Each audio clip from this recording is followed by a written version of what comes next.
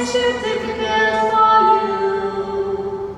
O great and mighty God, great in counsel and mighty indeed, mighty indeed.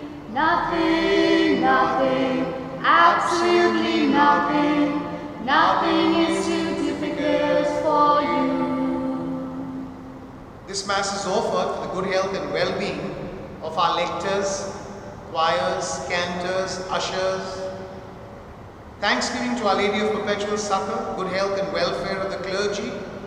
Wedding anniversary blessings for Wilma and Stafford Rago, good health and well-being of Joshua, Krissa, Sandeep and Janice. Birthday blessings for Selvin Mendonça and Joe Boy Mascarenas. Well-being and safety of Alethea Baptista, of Janelle and family. For the restoration of all our minds, hearts, bodies, souls and spirits, Edward and Celine Lisa.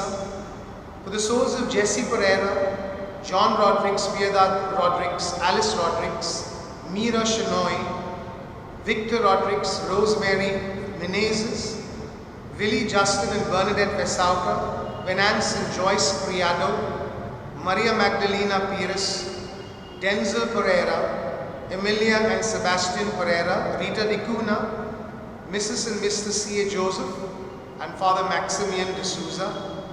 We join those celebrating their birthdays and anniversaries and other happy occasions, and also pray very especially for those who have lost loved ones in their family. In the name of the Father, and of the Son, and of the Holy Spirit. Amen. The grace of our Lord Jesus Christ, the love of God, and the communion of the Holy Spirit be with you all. And with your spirit. We celebrate today the memorial of Saint Elizabeth of Hungary. What is known of her was that she was a champion of the poor. She came from a rich family, but she gave off all her personal belongings, jewelry, her possessions, for the benefit of the poor. Saints like Saint Elizabeth of Hungary remind us that when God blesses us with much, our sharing with those who are unfortunate can also strengthen their lives. Let us then during this Eucharist pray for each other as we praise and thank the Lord for His blessings and seek pardon and forgiveness for all our sins. I confess to Almighty God and to you, my brothers and sisters, that I have greatly sinned in my thoughts and in my words, in what I have done and what I have failed to do. Through my fault, through my most grievous fault. Therefore I ask the Blessed Mary, the Virgin, all the angels and saints, and you, my brothers and sisters, to pray for me to the Lord our God. May Almighty God have mercy on us, forgive us our sins, and bring us to everlasting life. Amen. Lord, have mercy. Lord, have mercy. Christ, have mercy. Christ, have mercy. Lord, have mercy. Lord, have mercy. Let us pray. O God, by whose gift Saint Elizabeth of Hungary recognized and revered Christ in the poor, grant through her intercession that we may serve with unfailing charity the needy and those afflicted. We make this prayer through Christ our Lord. Amen. A reading from the book of the Apocalypse. I, John, heard the Lord saying to me, "Write to the angels of the church in Sardis and say, here is a message of the one who holds the 7 spirits of God and the 7 stars. I know all about you, how you are reputed to be alive and yet are dead. Wake up, revive what little you have left. It is dying fast." So far, I have failed to notice anything in the way you live that my God could possibly call perfect.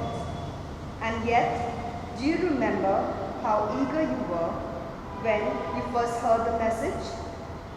Hold on to that. Repent.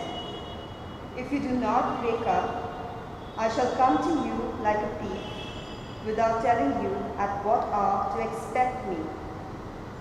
There are a few in Sardis, it is true, who have kept their robes from being dirtied, and they are fit to come with me dressed in white. Those who prove victorious will be dressed like these in white robes. I shall not blot their names out of the book of life, but acknowledge their names in the presence of my Father and his angels. If anyone has ears to hear, let him listen to what the Spirit is saying to the churches. Write to the angel of the church in Laodicea and say, here is a message of the Amen, the faithful, the true witness, the ultimate source of God's creation. I know all about you, how you are neither cold nor hot. I wish you were one or the other. But since you are neither, but only lukewarm, I will spit you out of my mouth.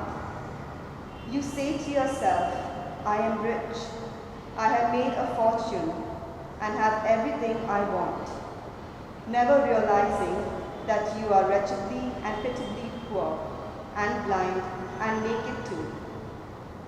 I warn you, buy from me the gold that has been tested in the fire to make you really rich, and white robes to clothe you and cover your shameful nakedness, and eye ointment to put on your eyes so that you are able to see. I am the one who reproves and disciplines all those he loves. So repent in real earnest. Look, I am standing at the door knocking. If one of you hears me calling and opens the door, I will come in and share his meal, side by side with him. Those who prove victorious, I will allow to share my throne, just as I was victorious myself, and took my place with my Father on his throne. If anyone has ears to hear, let him listen to what the Spirit is saying to the churches. The word of the Lord. Thanks be to God. The words of our response are, those who prove victorious, I will allow to share my throne. Kindly listen to the tune. Those who prove victorious, I will allow to share my throne. All together. Those who prove victorious, I will allow to share my throne. Lord, who shall be admitted to your tent? He who walks without fault, he who acts with justice and speaks the truth from his heart, he who does not slander with his tongue. Altogether, Those who prove victorious, I will allow to share my throne. he who does no wrong to his brother, who casts no slur on his neighbor, who holds the godless in disdain, but honors those who fear the Lord. Altogether, Those who prove victorious, I will allow to share my throne.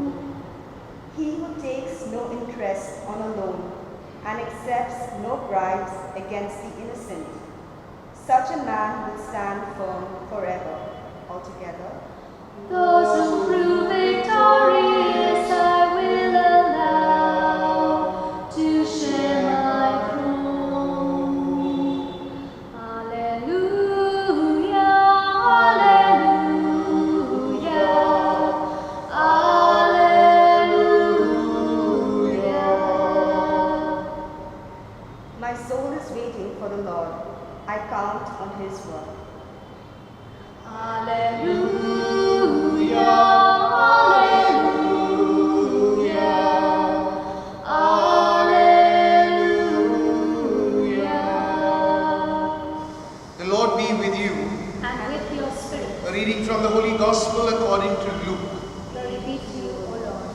Jesus entered Jericho and was going through the town when a man whose name was Zacchaeus made his appearance. He was one of the senior tax collectors and a wealthy man. He was anxious to see what kind of man Jesus was, but he was too short and could not see him for the crowd. So he ran ahead and climbed a sycamore tree to catch a glimpse of Jesus, who was to pass that way. When Jesus reached the spot, he looked up and spoke to him. "Zacchaeus, come down. Hurry, because I must stay at your house today." And he hurried down and welcomed him joyfully. They all complained when they saw what was happening. "He has gone to stay at a sinner's house," they said. But Zacchaeus stood his ground and said to the Lord, "Look, sir, I am going to give half my property to the poor, and if I have cheated anybody, I will pay him back 4 times the amount." And Jesus said to him, "Today salvation has come to this house, because this man too is the son of Abraham. For the Son of Man has come to seek out and save what was lost." The Gospel of the Lord. Praise to you, Lord Jesus Christ. The story of Zacchaeus is the story of a man, a sinner, who climbed a sycamore tree and came down saved. It is one of the most dramatic stories we find in the Gospel. Zacchaeus is a man who's short, and because of his height, possibly from the time he was little, he must have heard a lot of taunts, a lot of insults. There must have been prejudices against him. And yet he went on to study accountancy and then became a tax collector and had the power of the entire Roman Empire behind him, which meant a short man with very powerful guards. And that is why the people did not like him. In fact, they did not like tax collectors. But maybe Zacchaeus was a ruthless man, a victim of circumstance. And when he heard the rumble that the Lord was approaching his place, he wanted to see who Jesus was. But then surely the people did not want him to see. He was trying his level best till the creativity of his mind got the better of him. He ran ahead, climbed a sycamore tree, and tried to have an overhead glimpse of the Lord. And what is interesting is this dialogue between the Lord and Zacchaeus. One doesn't know from where the Lord must have heard of Zacchaeus. But then if we look at it spiritually, our Lord was God, and he knew about Zacchaeus. And that is why he calls him down.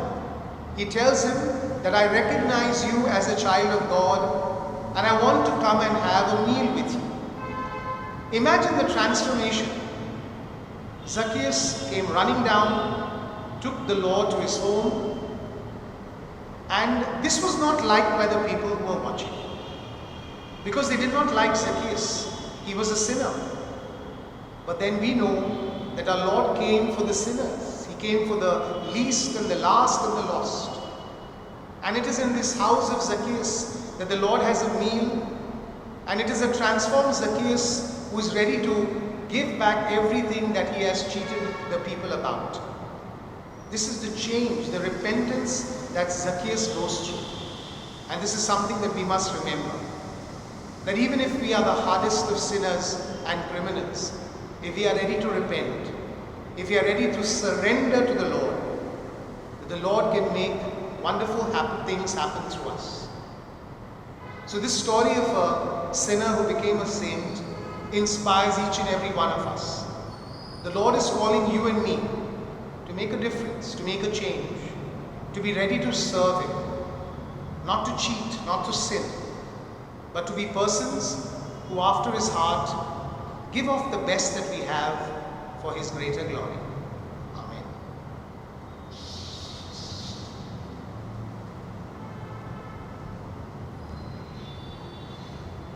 We offer you, O Lord divine, a humble gift of bread and wine. We place them on your altar, Lord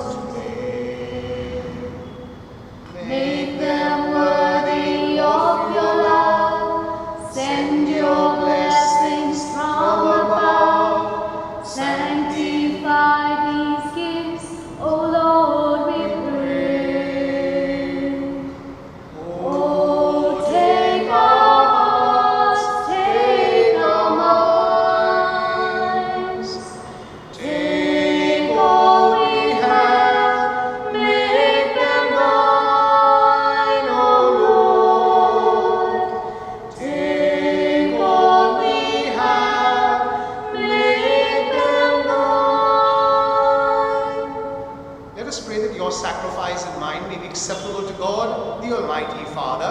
May the Lord accept the sacrifice at your hands for the praise and glory of his name, for our good and for the good of all his church. Receive, O Lord, the offerings of your people, and grant that we who celebrate your Son's work of boundless charity may, by the example of Saint Elizabeth of Hungary, be confirmed in love of you and of our neighbor, through Christ our Lord. Amen. The Lord be with you. And with your spirit, Lift up your hearts. we lift them up to the Lord. Let us give thanks to the Lord our God. It is right and just. It is truly right and just, our duty and our salvation, always and everywhere to give you thanks, Lord, Holy Father, Almighty and eternal God, through Jesus Christ. For in the marvelous confession of your saints, you make your church fruitful with strength ever new, and offer us sure signs of your love, and that by your saving mysteries they may be fulfilled. Their great example lends us courage, their fervent prayers sustain us in all we do. And so, Lord, with all the angels and saints, we do give you thanks as in exaltation we acclaim. Holy, holy, holy Lord God of hosts, heaven and earth are full of your glory. Hosanna in the highest. Blessed is he who comes in the name of the Lord. Hosanna in the highest. You are indeed holy, O Lord, the fount of all holiness. Make holy, therefore, these gifts, we pray, by sending down your Spirit upon them like the dewfall, so that they may become for us the body and blood of our Lord Jesus Christ. At the time he was betrayed and entered willingly into his passion, he took bread and giving thanks, broke it, and gave it to his disciples, saying, Take this, all of you, and eat of it, for this is my body which will be given up for you.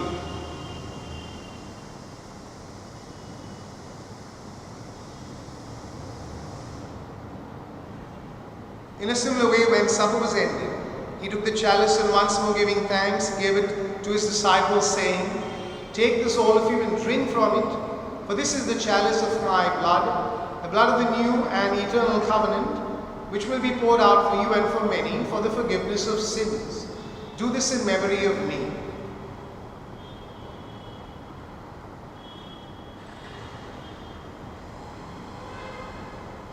The mystery of faith. Save us, Savior of the world, for By your cross and resurrection, you have set us free. Therefore, as we celebrate the memorial of his death and resurrection, we offer you, Lord, the bread of life and the chalice of salvation, giving thanks that you've held us worthy to be in your presence and minister to you. Humbly we pray that, partaking of the body and blood of Christ, we may be gathered into one by the Holy Spirit. Remember, Lord, your church spread throughout the world, and bring her to the fullness of charity, together with Francis our Pope and Oswald our Bishop and all the clergy. Remember also our brothers and sisters who have fallen asleep in the hope of the resurrection, and all who have died in your mercy. Welcome them into the light of your face. Have mercy on us all, we pray, that with the Blessed Virgin Mary, Mother of God, with Blessed Joseph, her spouse, with the blessed apostles, Saint Elizabeth, and all the saints who have pleased you throughout the ages, we may merit to be co-heirs to eternal life, and may praise and glorify you through your Son, Jesus Christ. Through him and with him and in him, O God Almighty Father, in the unity of the Holy Spirit, all glory and honor is yours forever and ever. Amen. At the Saviour's command, informed by divine teaching, we dare to say, Our Father, who art in heaven, hallowed be thy name. Thy kingdom come, thy will be done on earth as it is in heaven. Give us this day our daily bread, and forgive us our trespasses, as we forgive those who trespass against us. And lead us not into temptation, but deliver us from evil. Deliver us, Lord, we pray, from every evil.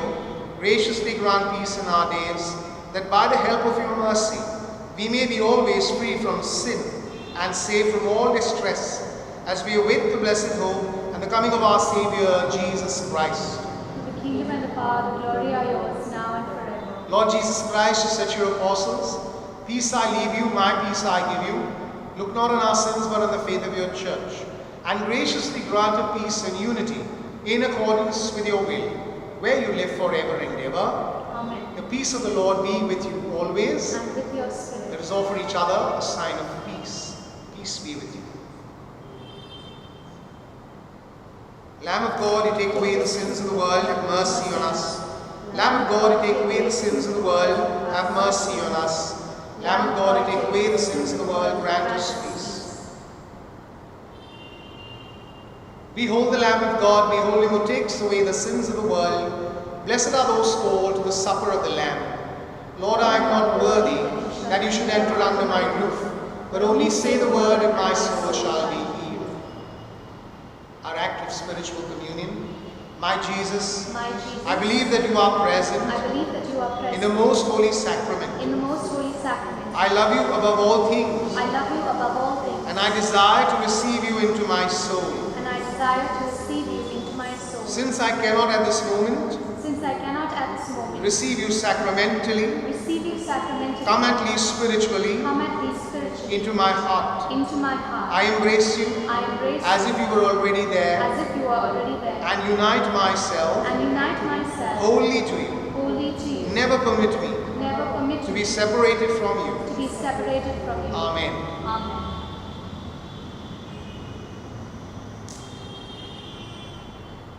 Jesus, you are my salvation. Jesus, you're my inspiration. Jesus, you're the treasure of my life.